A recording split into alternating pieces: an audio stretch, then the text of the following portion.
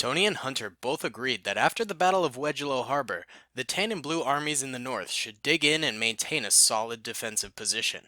Tony strongly believed that taking risks at this time could cost them the war. Hunter went along with his friend, although he had no problem with attacking. In order to solidify this new strategy, Tony took the blue army and guarded the left flank, while Hunter took the tan army and guarded the right. They divided the men like this because although they had often fought together, the two armies operated very differently. The Blues were very deliberate with their formations, while the Tans tended to be more flexible and gear assaults around tank movements. Therefore, the theory was that splitting the armies would play more to their individual strengths. A few weeks went by in their new positions with nothing happening, but then suddenly an enormous Grey army came forward towards the right position. It seemed as though the Grey leader Jason had decided to go it alone and attack without support of the Purple Horde. Perhaps the last battle frustrated the leader so much by the lack of victories that he needed to prove himself that the Greys could do this alone. So Hunter chose a young captain by the name of Lexingtan, who proved himself in the defense of Wedgelow, to lead an army forward and take on the Greys that were about to go full force into their defensive lines. This would give the Tans more time to get reinforcements from the Blues on the left flank, so the two armies met up on opposite ends of a soon-to-be battlefield and prepared for the inevitable deaths of many. Hey guys, what's going on? Daily Tactics here, and I am back with another episode of the Army Men Civil War series. This is episode 26, and this, by the way, just so you all know, is the second to last episode of Season 1 of the Army Men Civil War series. Episode 27 will be the season finale, and then in a amount of time I don't quite know yet, Season 2 will come out. However, we do still have two more episodes in this series, and this is one of them. So right now, we have Captain Lexingtan, who was actually named by the community on my Discord server, which recently hit 500 followers on there. If you would like to join my Discord server and participate in these polls or suggestions, go ahead and click that link in the description. There's also some other fun links down there as well. So Captain Lexingtan here, who has his blue helmet on. There's no real backstory behind that blue helmet. It's mainly just, he might have gotten it from a blue comrade who died or something like that, and he wears it in his honor. I do believe that is the backstory behind it, but it's not all that important. It's mainly just to distinguish him from the rest of the Tan troopers here. But he has sallied forth with a sizable army given to him by Hunter. Hunter trusting the command of this army to him, but he's got a variety of infantry troopers with him, even some flamethrower troopers, not too many though, can't risk those explosive backs too badly, but they've got MGs, they've got bazookas, they've got rifles, the works, basically fully kitted squads, and then they also have a large variety of tanks. They have M4A3 Shermans, they've got M24 Chaffies, and they have two of these Super Pershings, which have become sort of a signature of the Tans ever since they started developing them. So a very formidable army by the Tans right here. But they are going up against the Greys, who have brought a full invasion force with them, including a new weapon, which would be this IS-2 tank here, fully kitted out with an epic looking anti-aircraft gun on the back here. At least I think that's what it's supposed to be. Not totally sure. But these IS-2s are brand new off the production line, newly developed by the Greys in order to combat the Tan not M24 Chaffies, the Super Pershings that have been causing the Greys and Purples so much trouble. But Jason has sent forth a large-scale invasion force here in sort of a last-ditch effort on the northern front before a stalemate takes over. And of course they have a bunch of these T-34-76s with them as well, because the Greys are notorious for using Russian-style World War II weaponry. Not to mention they have 3 of these artillery cannons with them also, because they are very pro at their artillery. Here's another one. That is one of the main advantages of the Greys. There is 3 of them out there. I just can't find the third. Oh, there it is. So yeah, and they have a large variety of infantry as well, except they don't have flamethrower troopers quite like the Tans do. So either way, this is going to be a large battle, and if the Greys manage to defeat the Tans, then they are going to be able to continue on against the Tan lines, and the Tans will be in quite a pickle there, where they'll have to defend against a large-scale army. But if the Tans do manage to defeat the Greys, then they will stop them in their tracks, and it will likely turn into a stalemate of a war. So, I know I've been rambling for like 4 minutes here, and I'm sorry. I just felt like this episode in this particular needed a lot of exposition, so I'll be right back and we can get started. Alright guys, sorry about that. Let's go ahead and get this started. I want to go in slight slow-mo here just because I like to be able to see a bit more of the battle, see the different aspects as it goes down. But as we can see, the Greys sticking to formation here quite nicely, taking a nice little walk forward, no one getting nervous and sprinting forward, just going for a stroll, ready to engage with the enemy. You don't want your men getting exhausted before the battle. That'd be quite bad. That's why walking in is the important tactic. T-34-76s as well as IS-2s pushing forward ahead of the infantry, looking to engage with the Tan tanks first, and it looks like the Tan tanks have begun shelling at the Grey tanks here. And Grey tanks are responding in turn. This IS-2 dueling with them, already getting hit in the track, it appears. Don't think it's detracked yet, but it did manage to stop it in its tracks. I'm saying the word tracks quite a bit. And the remainder of the tanks also pushing forward here. This IS-2 taking a bit of heat, as well as the T-34-76s. Shots going off. This M24 Chaffee is already down for the count, blocking the way for this Sherman, but perhaps even giving it some cover fire there. Not totally sure if that's a benefit or a loss. M24 Chaffee blowing up. Luckily, there wasn't any infantry around to receive the heat of that explosion, and it died in honor. The rest of the tanks and infantry actually getting involved on the right side here. Infantry getting very involved, actually, very early. Usually the infantry doesn't tend to do much firing until after the tanks have their engagement. But it seems like the infantry is coming in full force along with the tanks.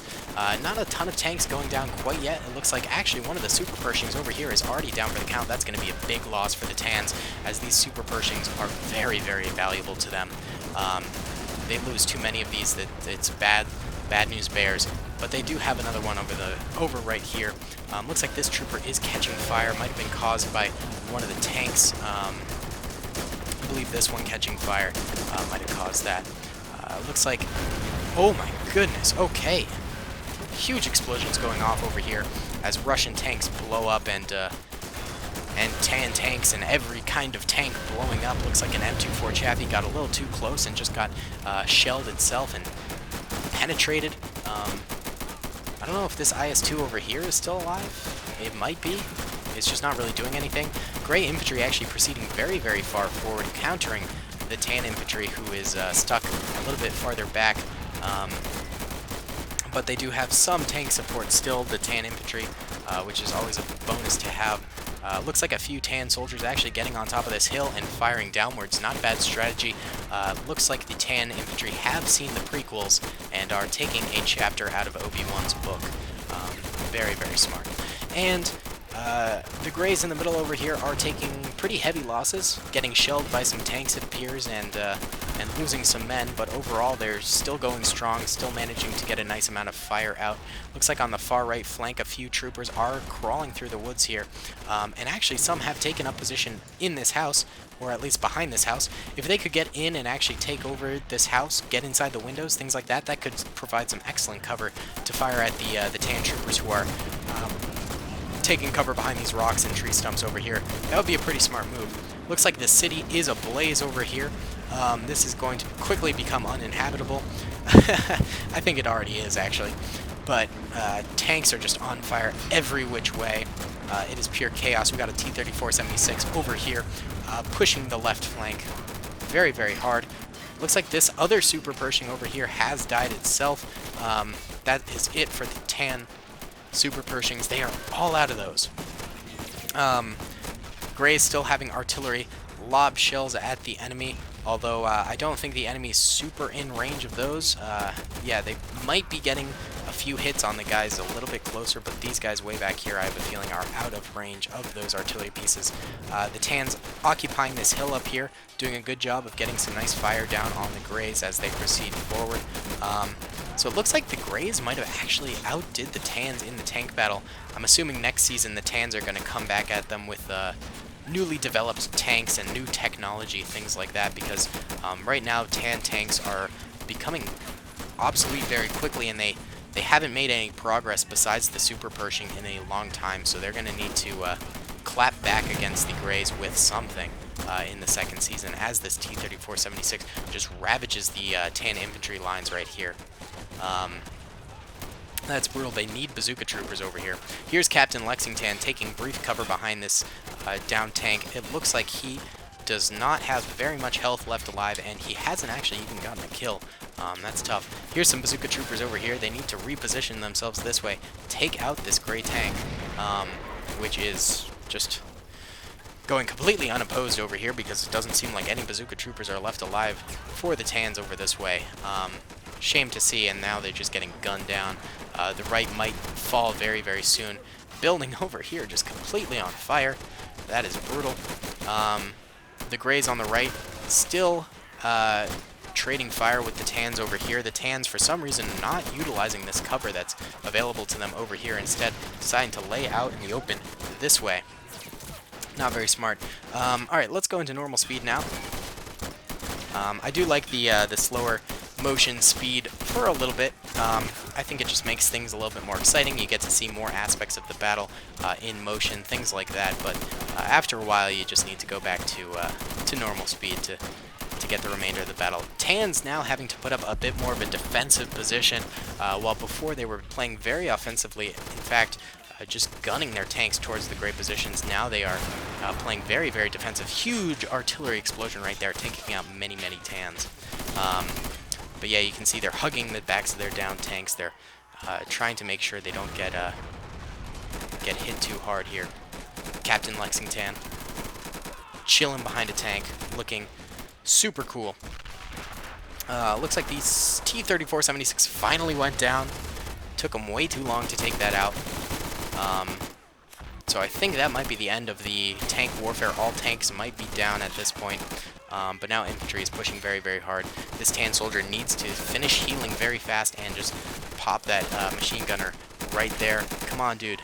Oh, he's taking cover instead. Oh, the machine gunner's moving. Come on, dude.